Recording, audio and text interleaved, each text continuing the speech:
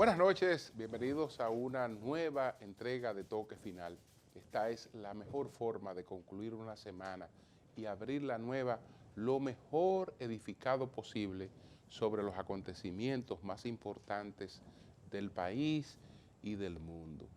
Esta semana la República Dominicana recibió un buen espaldarazo del Senado de los Estados Unidos, de su Comisión de Relaciones Exteriores, que aprobó una resolución en la que se valora, se reconoce lo importante de las relaciones entre los Estados Unidos y la República Dominicana.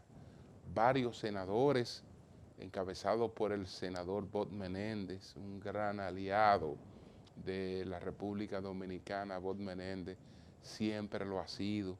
En los momentos en los que se ha intentado hacer campaña contra este país, el senador demócrata por el estado de New Jersey, Bob Menéndez, pues siempre nos ha dado la mano.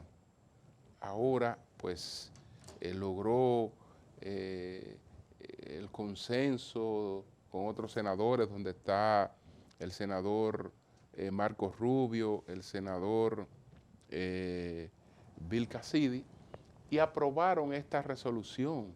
Esto es una especie de desagravio a un país que se le ha pretendido agredir sencillamente porque quiere subsistir como país, porque es un país soberano y quiere hacer valer sus reglas, porque cada país controla su frontera y hay cosas que son soberanas. Y además porque este país se resiste a la instalación de campos de refugiados como se pretende hacer. Entonces, por eso se nos quiere proyectar como un país racista, una cosa absurda, como un país donde supuestamente hay trabajo forzoso, que es otra cosa absurda también. Y hacernos presiones que pueden dañar la economía dominicana para tratar de arrodillar a la República Dominicana. Entonces, yo estoy de acuerdo con lo que dice el Ministerio de Relaciones Exteriores en una nota que emitió a propósito de este respaldo. Dice que estos legisladores respaldan explícitamente la ayuda de Estados Unidos a la República Dominicana para ayudar a abordar los costos de esta atención humanitaria para los haitianos, lo que refuerza el lenguaje que la Cámara de Representantes de Estados Unidos aprobó en un proyecto de ley de asignaciones a principio de este año. Entonces, esto es importante, esto es muy importante. Dice el Ministerio de Relaciones Exteriores que esta resolución es histórica y la verdad es que lo es. La verdad es que lo es, y sobre todo en el momento en el que se produce. Así es que enhorabuena este espaldarazo, enhorabuena lo que ha ocurrido en el país este fin de semana, la celebración de la quincuagésima sexta pues reunión del Sistema Integrado Centroamericano, SICA, que se celebró en Santiago de los Caballeros. Al presidente Abinader hay que reconocerle que ha aprovechado estas cumbres para proyectar otras ciudades dominicanas. Recuérdese que él ya realizó una cumbre con varios mandatarios en Puerto Plata. Ahora esta cumbre tiene por sede Santiago de los Caballeros, donde incluso se habilitó una residencia presidencial que era la antigua residencia de Monseñor Agripino Núñez Collado. Esto es muy importante, esta descentralización y esta proyección de un país con ciudades importantes, ciudades que tienen las condiciones para albergar cónclaves como este. Ya sabemos que en el este del país, pues tradicionalmente también se han desarrollado actividades muy importantes. Entonces, que el presidente le haya dado la oportunidad a Santiago, que le haya dado también la oportunidad a Puerto Plata, yo creo que es un asunto, pues, realmente interesante. Entonces, señores, hay dos presidentes a los que les fue mal esta semana. Estoy hablando de los expresidentes Cristina Kirchner o Cristina Fernández de Kirchner o viuda Kirchner y el expresidente de Guatemala, Otto Pérez Molina. Otto Pérez Molina fue condenado a 16 años de prisión, junto con su vicepresidenta, que también fue condenada a 16 años de prisión. Cristina Kirchner fue condenada a 6 años de prisión. Se trata, pues, en el caso de Cristina, de decisiones de primera instancia. No sé, en el caso del general Otto Pérez Molina, porque el caso del general Otto Pérez Molina hace tiempo que está en los tribunales, tiene más de 7 años en los tribunales. Dudo que esta sea la primera sentencia. Esta debe ser una reafirmación ya de una sentencia. Pero esto pues dice que realmente sigue bastante vivo el interés por perseguir la corrupción. Lo que pasa es que en nuestros países eso a veces se confunde con otra cosa y hay una instrumentalización política de la justicia y es una lástima. Es una lástima porque la corrupción debe perseguirse, pero debe perseguirse sin politizarse. Entonces, estas personas están acusadas de grandes hechos de corrupción a partir del manejo del erario, a partir del manejo del presupuesto y desde luego si eso ha sido debidamente probado en los tribunales, pues entonces se tenían merecidas las condenas que han recibido. De lo contrario, pues eso se revierte y entonces después tiene un impacto negativo. Señores, vamos a hacer nuestra primera pausa comercial. Al regreso, ¿cuáles fueron los 10 temas más importantes de esta semana? Adelante.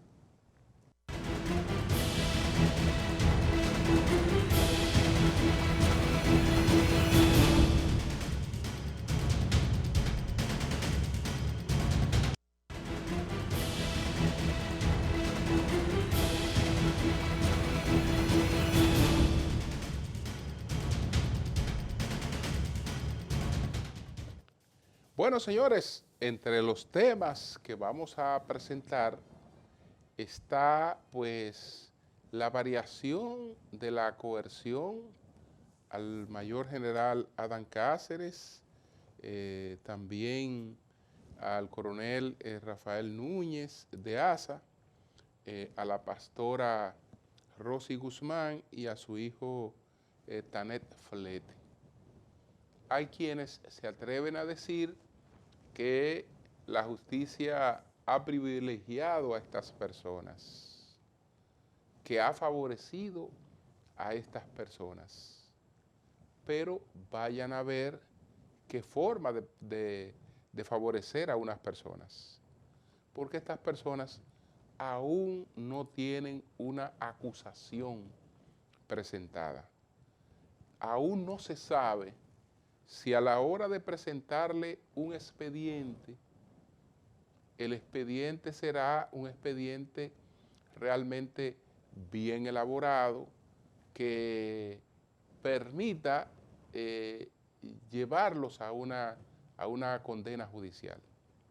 Estas personas son inocentes porque se benefician del principio de la presunción de inocencia hasta que no se demuestre su culpabilidad.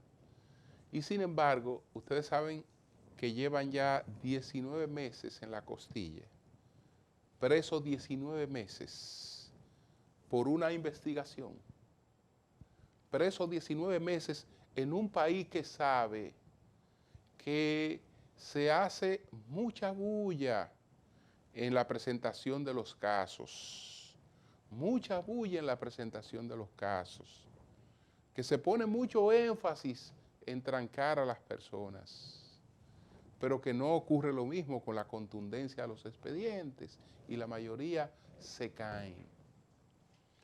Entonces, realmente es abusivo arrancar una investigación con la colocación de una pena anticipada. 18 meses de prisión son un abuso aquí y en cualquier parte del mundo. Aunque esa persona después sea condenada a más años, pero ya condenada en un proceso en el que se verificaron las pruebas, hubo un juicio público, oral y contradictorio, se le garantizaron los medios de defensa a esas personas. Pero nada de eso ha ocurrido. Sencillamente lo que ha ocurrido es que esas personas están siendo objeto de una investigación. Si están siendo objeto de una investigación, bastaba con algunas coerciones que evitaran que ellos pudieran evadirse de la investigación. Si es que se entendía que pudieran tener intenciones de evadirse de una investigación. Entonces, el código establece claramente qué es lo que pasa con esto. ¿Qué es lo que pasa con esto? Lo establece el Código Penal. Es decir, si a una persona se le ha establecido una coerción y se venció esa coerción sin que esa persona se le haya presentado una acusación, y sobre todo cuando ha sido una investigación declarada compleja y por eso los 18 meses de coerción, y a esa persona se lo han impuesto y lo han cumplido sin una acusación aún, sin saber si en un tribunal saldrán absueltos cuando se le toque el juicio de fondo. Pero ya tienen 19 meses de cárcel adelantada, que nadie realmente se las repara, y en condiciones críticas, en condiciones de incomunicación, Entonces, ¿ustedes creen que es justo denunciar esto como si se tratara de que los jueces ahora están favoreciendo la corrupción? Pero ¿cómo van a estar favoreciendo la corrupción si lo tuvieron 19 meses sin acusación? Sin acusación, no tienen acusación todavía. Vamos a ver si a la hora de presentarla, el Ministerio Público no viene con lo que hizo hace un tiempo cuando llevó el expediente más grande del mundo a juzgar, y resulta que ese expediente que lo llevaron en carro de supermercado, etcétera, la justicia tuvo que devolverlo porque no podía ser conocido en la forma en la que fue elaborado. Es decir, de lo mal elaborado que estaba, no podía ser conocido, porque la gente allí no se hacía una formulación precisa de cargos contra nadie. ni se especificaba qué tipo de pruebas correspondían a cada uno de los imputados. Entonces llevan esas cosas así. Después los jueces, en base a expedientes tontos, aunque sean grandilocuentes, aunque sean muy bulteros, pues resulta que después los jueces no pueden condenar en base a eso, porque el expediente está mal hecho, mal instrumentado, es inconsistente. Pero los que hacen los expedientes inconsistentes, que son los verdaderos culpables de que no se condene a la corrupción, entonces después quieren culpar a los jueces, porque lo único que les preocupa a ellos es la figuración mediática y nada más. Entonces, yo creo que esta medida que tomó el sexto juzgado de la instrucción es una medida correcta, es una medida atinada. Voy a hacer una pausa y al regreso voy a presentar entonces los 10 temas más importantes de esta semana. Adelante.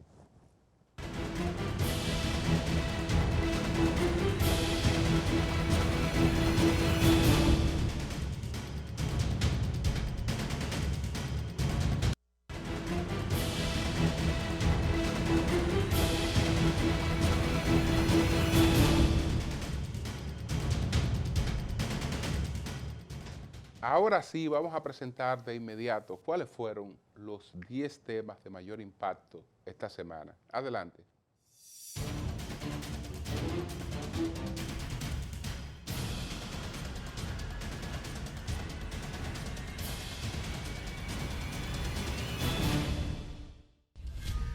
Falleció el pasado domingo a la edad de 73 años el dirigente político Amable Aristi Castro. Según las informaciones, sufrió un paro cardíaco en su hogar luego de participar en la inauguración de una plaza comercial.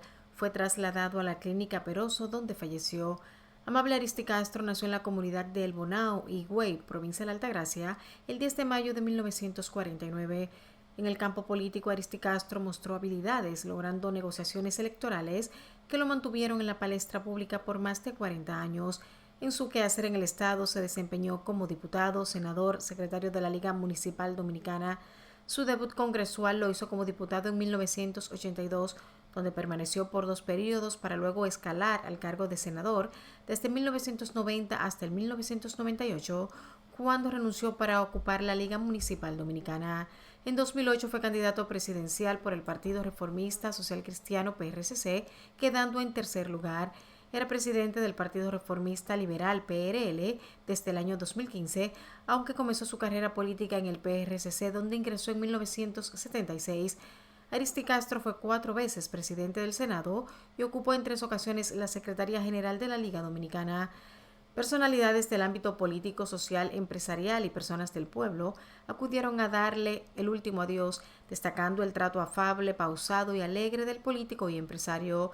El presidente Luis Abinader se solidarizó con la familia del expresidente del Senado, acudiendo a la residencia familiar, donde externó sus condolencias a su hoy viuda Andrea Cedeño e hijos.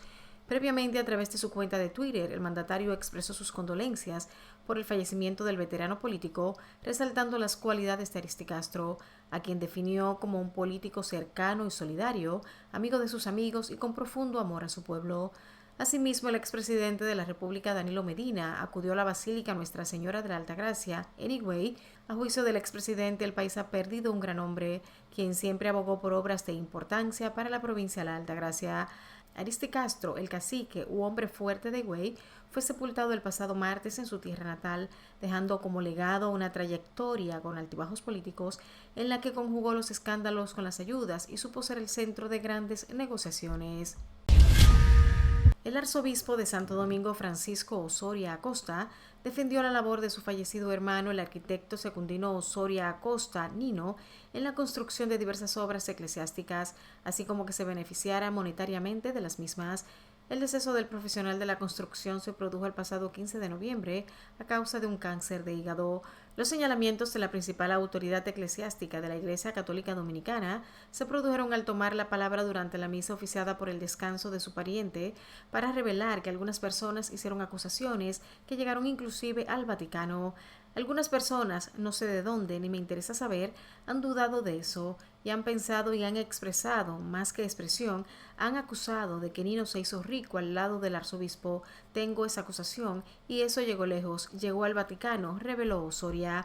Expresó que contrario a esas acusaciones, mi hermano Nino ayudó a la iglesia a ahorrar dinero, ya que él no estaba interesado en lucrarse de ninguna manera.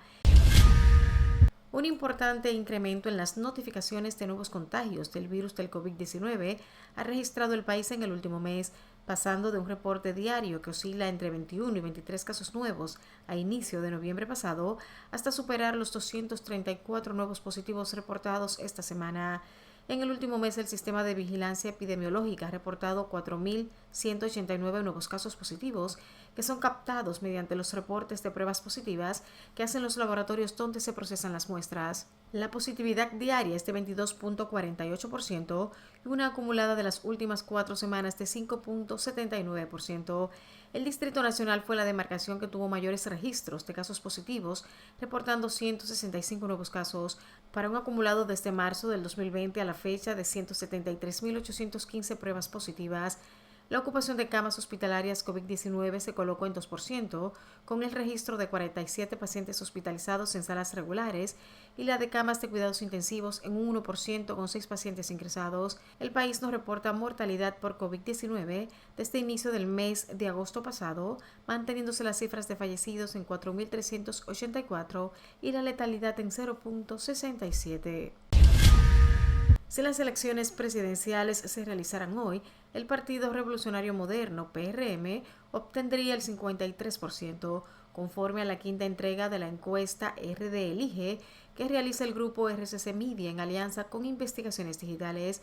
El director ejecutivo de Investigaciones Digitales, Aldo Campuzano, hizo el anuncio en el programa El Sol de la Mañana, indicando que conforme al mes de octubre, el PRM bajó 4.1%. En tanto, en segundo lugar se encuentra el Partido de la Liberación Dominicana, PLD, con un 19.9%, aumentando un 1.6% con relación al mes pasado, y el tercer lugar lo ocupa la Fuerza del Pueblo, con 13.2%, que a diferencia de octubre elevó un 1.1%. La quinta entrega de RDLI arrojó que si las elecciones de primera vuelta fueran hoy, un 52.5% votaría por Luis Abinader, un 23% por Abel Martínez y un 16% votaría por Leonel Fernández. Asimismo, el estudio indica que el presidente de la República, Luis Abinader, cuenta con un 73% de aceptación, para un crecimiento de 2.3% en comparación a octubre, donde tenía un 70.7%. De acuerdo al sondeo, la percepción de corrupción de los dominicanos sobre este gobierno es del 56%, y señala a los funcionarios Roberto Fulcar, Jesús Vázquez Martínez, Chu, Andrés Astacio y Nene Cabrera como los más corruptos. Asimismo, el estudio indica que el 61.8% de los dominicanos cree que el país va por buen camino. Por otro lado, el 38.2% de la población considera que el país va por mal camino. El pasado jueves se inauguró en Santiago de los Caballeros la reunión número 56 de jefes de Estado y de Gobierno de los países miembros del Sistema de la Integración Centroamericana, SICA. Además del presidente Luis Abinader, participaron en el encuentro su homólogo de Costa Rica, Rodrigo Chávez Robles, el primer ministro de Belice, Juan Antonio Briceño, y el vicepresidente de El Salvador, Félix Ulloa Garay, en representación del presidente Nayib Bukele, entre otros jefes de delegaciones. Además, se contó con la participación del presidente del Parlamento Centroamericano, Parlacén, diputado Amado Cerrut Acevedo, y del presidente del Banco Centroamericano de Integración Económica, Dr. Dante Mossi. Durante la reunión, a los jefes de Estado y de Gobierno del SICA les correspondió conocer de los asuntos de la región en materia de democracia, desarrollo, libertad, paz y seguridad, por lo que se reúne de manera ordinaria cada 6 meses y extraordinariamente cuando así lo decidan.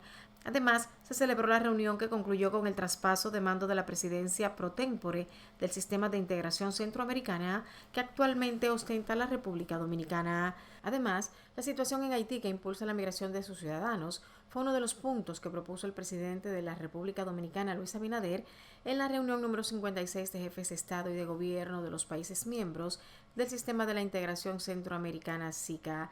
El tema haitiano fue llevado al SICA ante las olas migratorias que atraviesa la región, las cuales incluyen a inmigrantes haitianos que huyeron de su país luego del terremoto de 2010 y también lo hacen ahora en la actual crisis. Como antesala a la reunión de los presidentes, el pasado jueves se desarrolló la reunión del Consejo de Ministros de Relaciones Exteriores del SICA.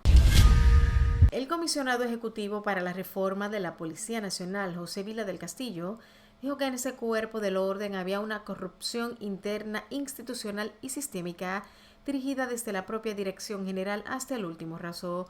No obstante, el experto español afirmó que durante la gestión del mayor general Eduardo Alberto Ten se ha desmontado la estructura que cobraba por nombrar en los puestos policiales, decidir los traslados, los ascensos, cobrar las pensiones, renovar los uniformes y las armas nuevas, así como otras irregularidades. Lo digo así de claro, una corrupción histórica, sistemática, llevada de un director a otro, impulsada desde la cabeza, obligando al último raso a pertenecer a ella, indicó Vila del Castillo al participar como expositor en el Seminario Internacional sobre Seguridad Ciudadana en la Biblioteca Pedro Mir de la UAS. Todos los que no pertenecían al sistema fueron apartados, perseguidos o enviados a pequeñas oficinas, apuntó. Vila del Castillo expresó que en el proceso han luchado contra lo que denominó el elefante blanco y la lacra de la corrupción para desentar la Policía Nacional. En tanto, un grupo de 10 exjefes de la Policía Nacional emitió un comunicado rechazando las declaraciones del comisionado ejecutivo para la reforma policial, José Vila del Castillo, sobre el alto grado de corrupción que existe en los rangos de la mencionada entidad. De igual forma, en el referido documento, estos mayores generales emplazaron a Vila del Castillo a presentar pruebas que demuestren la veracidad de sus acusaciones, calificándolas de imprudentes, añadiendo que éstas atentan contra la dignidad y honor de miles de oficiales uniformados que raya en la injuria. Igualmente aclararon que su rechazo no es en contra de la reforma policial, sino ante las afirmaciones del comisionado, aunque aseguraron que los intentos fallidos de reformar la Policía Nacional ha sido por falta de continuidad política del Estado. Los ex jefes de la policía que conforman este grupo son Neyaldrin Bautista Almonte, Rafael Guillermo Guzmán Acosta, José Félix Hermida González, José Paulino Reyes de León, José Ramón Mota Paulino, Antonio Segundo Inver, José Aníbal Sanz Minián, José Armando Polanco Gómez, Camilo Antonio Nacir Tejada y Rafael Guillermo Guzmán Fermín. El gobierno dominicano inició el pasado lunes de diciembre el pago de más de 25.000 millones de pesos a los servidores públicos, pensionados y militares por concepto de regalía pascual o sueldo 13, informó en una conferencia de prensa el tesorero nacional Luis Rafael Delgado Sánchez. El funcionario precisó que la entrega abarcará 16.557 millones a los servidores del gobierno central, 5.596 millones de pesos a los de las instituciones descentralizadas o autónomas y $1.626.000 equivalentes a 88.405 para el pago de la regalía a los empleados públicos que prestan servicios en el exterior. Los primeros en cobrar el sueldo 13 fueron los pensionados, miembros de las Fuerzas Armadas y la Policía Nacional. Luego se continuará con las otras instituciones. En otro orden, el presidente Luis Abinader anunció oficialmente que el gobierno realizará la tercera entrega del bono navideño a 2 millones de personas con un gasto de 3.000 millones de pesos. El bono consiste en una tarjeta Visa con un balance de 1.500 pesos que los beneficiarios podrán gastar libremente luego de activarla. Solo podrán activarse a nombre de personas que no estén en una nómina pública o privada y que no reciban la tarjeta de Supérate. En otra información, la Policía Nacional puso en marcha desde el pasado lunes el operativo denominado Navidad con Moderación y Responsabilidad 2022, iniciativa que contará con el apoyo del Ministerio de Defensa para preservar vidas y propiedades en la época navideña. En ese escenario, el director general de la Policía Nacional, Mayor General Eduardo Alberto Ten, advirtió a los delincuentes a dar marcha atrás a su accionar contra la paz y la seguridad colectiva, o tendrán de frente a las fuerzas policiales, quienes los enfrentarán de manera enérgica ante cualquier tipo de violación a la integridad física y los bienes materiales de los ciudadanos. La jornada contempla 33.000 agentes policiales integrados a los patrullajes preventivos a escala nacional y será ejecutado por el ente en combinación con el Ministerio de Defensa y las Direcciones Centrales de Investigación e Inteligencia. El operativo pretende fortalecer la prevención y aumentar los niveles de seguridad durante la celebración de las festividades de fin de año y Día de Reyes. La jueza del sexto juzgado de la instrucción del Distrito Nacional, Yanivet Rivas, varió la medida de coerción impuesta al mayor general Adán Cáceres Silvestre, principal acusado del caso Coral, de prisión preventiva a domiciliaria, así como a Rafael Núñez de Asa, a la pastora Rosy Guzmán y a su hijo Tanner Antonio Flete Guzmán. Asimismo, la magistrada además dispuso contra el grupo impedimento de salida del país y uso del grillete electrónico. En los casos de Cáceres Silvestre y Núñez de Asa, la jueza les ordenó el pago de 100 millones de pesos como garantía económica, mientras que a la pastora Rosy Guzmán se le impuso el pago de 50 millones de pesos. La supuesta red de corrupción administrativa fue desmantelada en abril de 2021 por el Ministerio Público, siendo su principal implicado el ex jefe de seguridad del expresidente Danilo Medina, Adán Cáceres Silvestre. El Ministerio Público acusa al grupo liderado por Silvestre de asociación de malhechores, estafa y otros delitos contra el Estado. El titular de la Procuraduría Especializada de Persecución de la Corrupción Administrativa, PETCA, Wilson Camacho, cuestionó la decisión de la jueza y afirmó que con dicha medida el tribunal pretende que el Ministerio Público no haga grandes investigaciones. Tienen negocios en la República Dominicana 2 de los 3 empresarios haitianos sancionados por Canadá por supuestamente apoyar a las bandas armadas que han contribuido a la crisis humanitaria en el país. Uno de ellos es el empresario haitiano de origen judío Gilbert Billo, fundador del GB Group, que en 2012 adquirió los activos de Chevron Texaco en República Dominicana, Jamaica y San Martín. Billo fundó GB Group en 1972 y es descendiente de una familia judía que se instaló en Haití en 1896. Ha estado involucrada en actividades comerciales desde el principio. En el listado está también Reynold Deep, uno de los principales importadores de Haití y empresario textil. En la República Dominicana, Deep es socio en la empresa Decadón SRL, que se dedica a la exportación, importación, comercio y distribución de diversos productos para uso personal, para el hogar, bebidas, entre otros. Canadá también sancionó a Cherif Abdallah, de origen egipcio, quien era un colaborador cercano del asesinado presidente haitiano Jovenel Moïse. Canadá congelará los activos que Billo, Deep y Abdallah puedan tener en su territorio, por lo que no podrán hacer transacciones. El anuncio del presidente de Perú, Pedro Castillo, de disolver el Congreso recibió como respuesta una oleada de reacciones en contra que culminaron en su destitución. Castillo ordenó instaurar un gobierno de excepción y convocó a elecciones de un Congreso constituyente horas antes de una programada moción de vacancia en su contra. En ese mismo mensaje, anunció que se gobernaría mediante decretos ley hasta que se instaurara el nuevo Congreso. Además, decretó el toque de queda en el país, así como la reorganización del sistema de justicia, el Poder Judicial, el Ministerio Público, la Junta Nacional de Justicia y el Tribunal Constitucional. Tras el anuncio del presidente, se posicionaron en su contra la vicepresidenta, parte de sus ministros, las Fuerzas Armadas y la gran mayoría de los congresistas. Estos últimos llevaron a cabo una votación de emergencia en la que lo destituyeron por permanente incapacidad moral, ignorando la decisión del mandatario de disolver el Parlamento. Tras su anuncio, Castillo se presentó ante la prefectura de la policía en Lima, donde fue arrestado. La Fiscalía de la Nación dispuso iniciar diligencias preliminares contra Castillo por la presunta dimisión del delito contra los poderes del Estado y orden constitucional, modalidad de rebelión en agravio del Estado. Con la apertura de esta nueva investigación preliminar, ya son 7 las diligencias abiertas por la Fiscalía General contra Pedro Castillo, quien, entre otros delitos, está acusado de presuntamente encabezar una supuesta organización criminal durante su mandato para obtener dinero ilícito de licitaciones fraudulentas de obras públicas. La decisión adoptada por el presidente de Perú de cerrar el Parlamento y convocar un gobierno nacional de emergencia recuerda inevitablemente lo ocurrido el 5 de abril de 1992, cuando el entonces presidente Alberto Fujimori anunció en un mensaje a la nación la disolución del Congreso y la toma bajo su control de todos los poderes del Estado. El denominado autogolpe de Fujimori, que estuvo avalado por las Fuerzas Armadas, supuso un quiebre en el orden constitucional del país, algo que se repite hoy, 30 años después, en opinión tanto de legisladores opositores como de parlamentarios que hasta ahora apoyaban al gobierno de Castillo. En tanto, Dina Boluarte juró como nueva jefa de Estado de la República. La abogada y política de 60 años, que se convierte en la primera mujer presidenta de Perú, marcó distancias con el mandatario y calificó lo ocurrido de acto inconstitucional.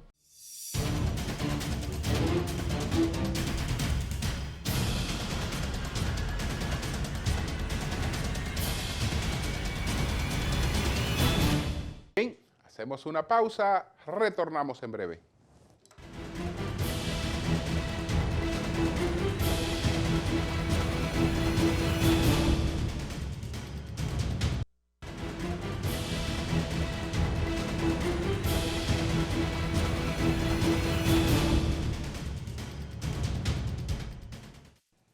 Bien, señores, vamos a presentar de inmediato las 3 preguntas. Nuestro equipo esta semana se la formuló al distinguido abogado Miguel Valerio y estábamos abordando con él el tema de la reforma policial.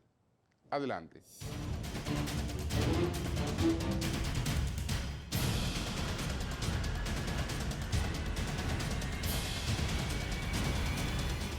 ¿Desde cuándo se viene hablando de la necesidad de una reforma policial y qué la ha empantanado en los gobiernos anteriores?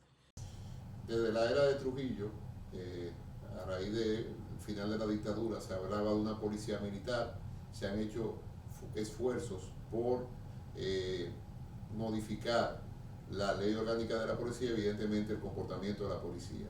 La última ley orgánica, que es lo que sorprende, fue en el gobierno de Danilo Medina, donde se cambió a directores generales y se trató de una transformación y evidentemente parecería que la reforma fracasó. Pero durante la época democrática, vuelvo y repito, desde la era de Trujillo, se ha intentado reformar la policía, primero para quitar el estilo militar, segundo para hacer una policía más cercana a los derechos humanos y derechos ciudadanos, y tercero, una policía garante de la sociedad. Sin embargo, lo más importante de la policía, que es la persecución criminal, la detención del crimen, parecería que no importa en toda esta reforma. ¿Cuál es el aporte de la nueva ley orgánica de la Policía Nacional y qué disposiciones de esa ley están pendientes aún de cumplimiento? El proyecto de ley prácticamente agilizaba las estructuras internas de la policía. Observamos la semana pasada una crítica a esas estructuras internas. Parece que modificación tras modificación, lo más importante, que es la corrupción policial, no se ha terminado. Evidentemente entendemos de que en una policía moderna se tendría que ir hacia una tecnificación, hacia un uso de tecnologías que puedan controlar el crimen. Y el proyecto de ley se aspiraba a que se iba a lograr esa situación, pero la realidad es que en la práctica eso no ha funcionado. ¿Cómo evalúa los esfuerzos de la actual administración por lograr la reforma policial? ¿Qué entiende que ha cambiado hasta el momento? ¿Por qué han considerado imprudentes e injuriosas las imputaciones del asesor de la reforma policial? En primer lugar, el gobierno lo que tiene buenas intenciones. En la práctica yo no veo nada diferente a otras jefaturas de policía. En segundo lugar, más que irrespetuosa, yo calificaría esa declaración de irresponsable, porque si usted tiene evidencia de que había una corruptela en la policía, debió ocurrir como ha pasado en otros países, donde la policía se interviene total y se somete a la acción de la justicia a esos supuestos corruptos. Nosotros no hemos visto ningún sometimiento de un ex jefe policial o de un ex director, porque la policía es más que el jefe policial. Evidentemente se trataba de una declaración, yo entiendo, política del encargado de la reforma policial, una reforma que empezó mal porque personas que no tienen conocimiento de la policía son los que la dirigen. Me refiero a Fingus, básicamente me refiero a otros personajes que están ahí, que han fracasado en otra reforma, pero que otra vez son titulares de una reforma cuando creo que en Fingus nadie ha ido a un cuartel de la policía. Entonces, ante esa situación tenemos que ver de que se trata de una reforma de buenas intenciones, pero de buenas intenciones también está hecho el camino hacia el infierno.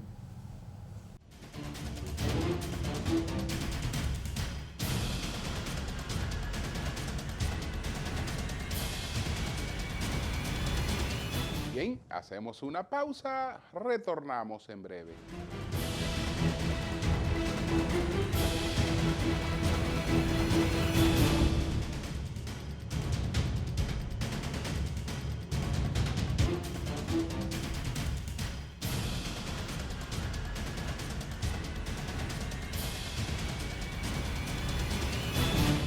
Bueno, señores, gobernar al Perú, llegar a la presidencia en Perú, equivale pues a comprar un boleto directo y en vivo para la cárcel.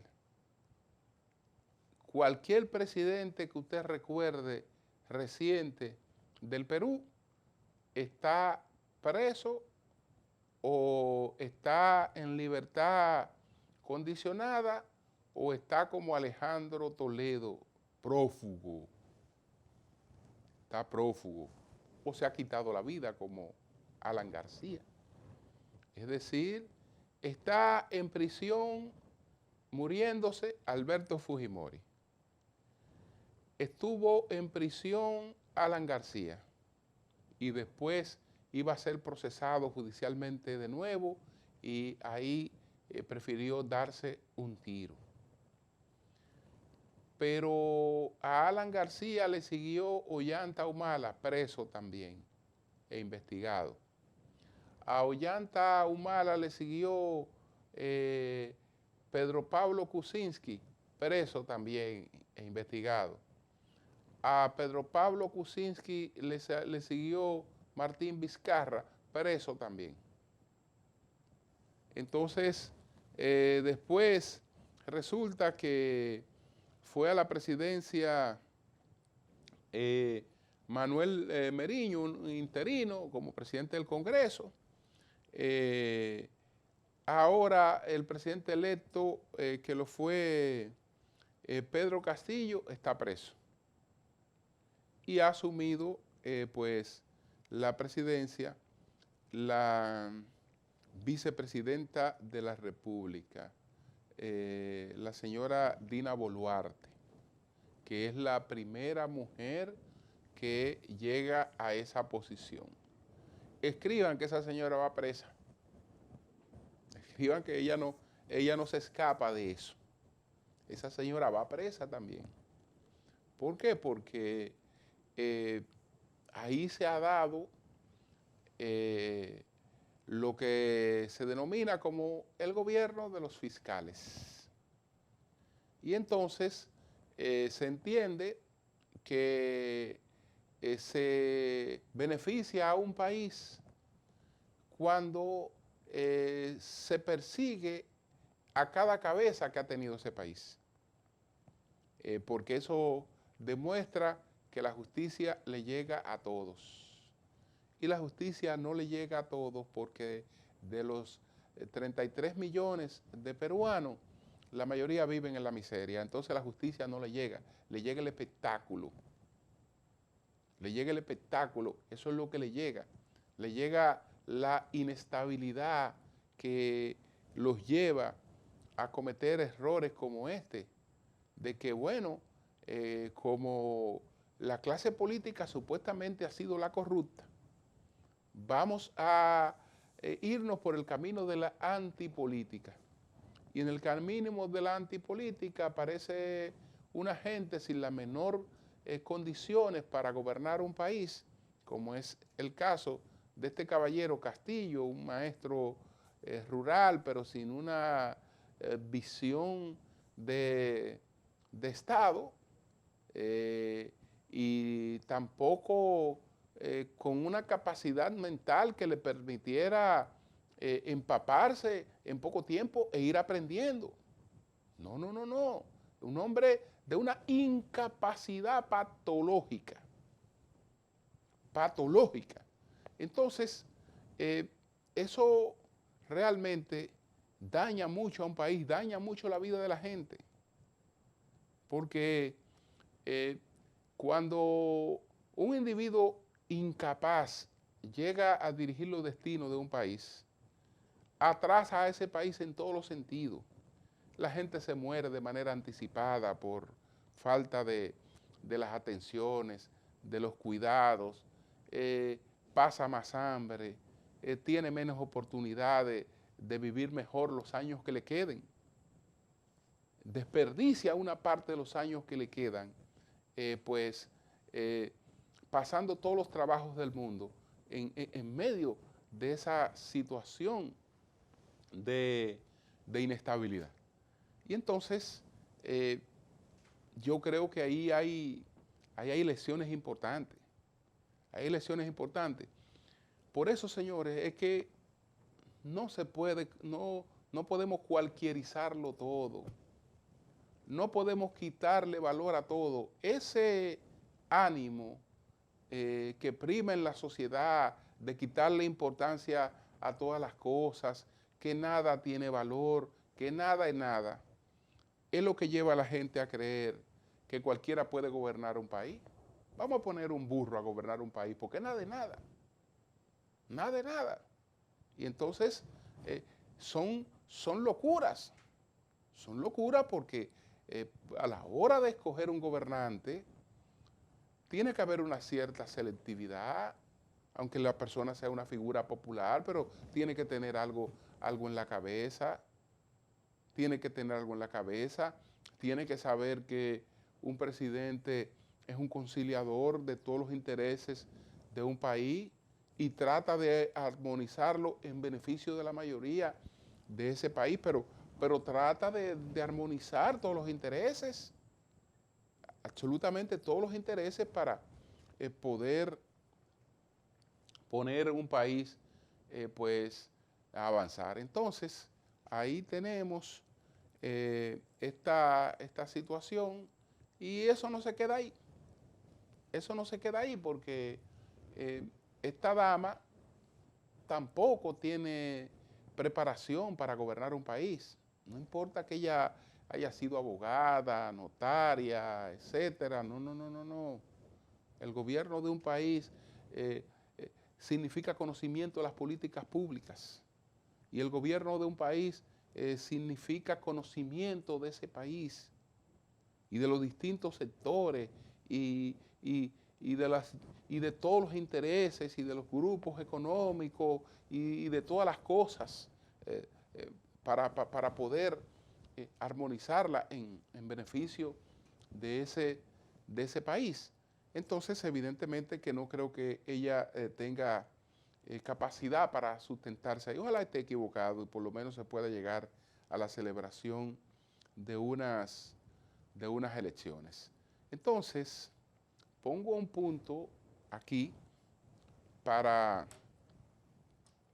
referirme a otro tema que ha sido un tema que ha provocado reacciones distintas.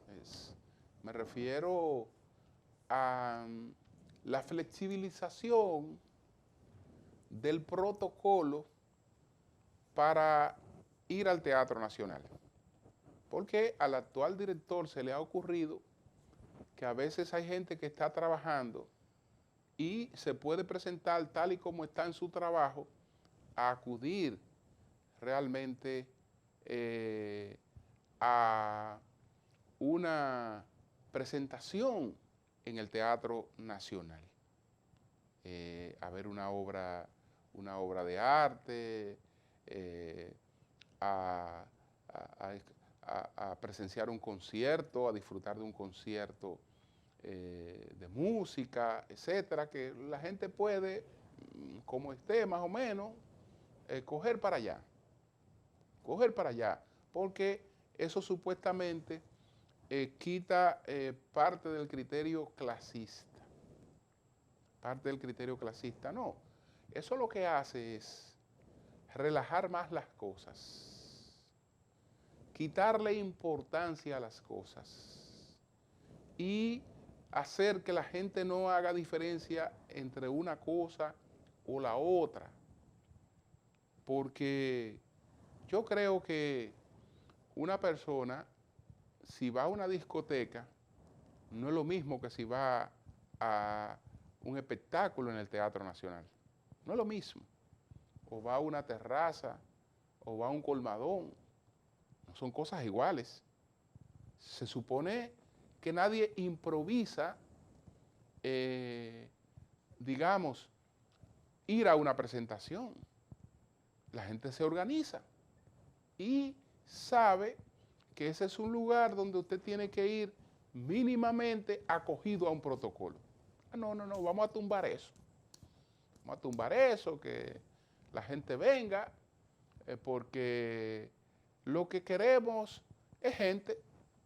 Y entonces, como la gente va a otros espectáculos en masa que tienen poco que ver con el arte, que no son para lo que la gente piensa, no hay que pensar, no hay que hacer nada, vamos a ponerlo todo igual.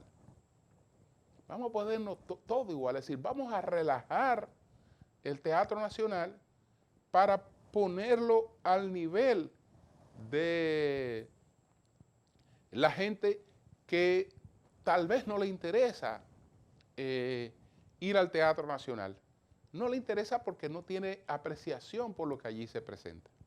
Porque esa apreciación solo se consigue con educación. Entonces, en vez de actuar por donde tenemos que actuar, bueno, vamos a lo más fácil, a la ridiculez de decir que estamos eliminando el criterio clasista.